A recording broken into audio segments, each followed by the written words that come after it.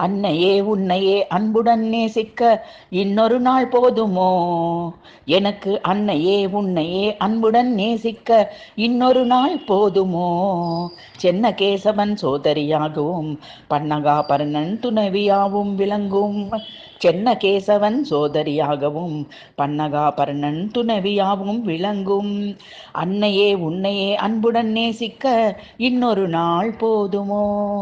இன்றும் புகழ் நிலவும் காஞ்சி காமாட்சியே, கண்ணங்கரியவளே அங்கையர் கண்ணி, புண்ணிய காசி வளர் அன்னபூரணி, என்னை படைத்தவளே என் துணையாயிருப்பவளே.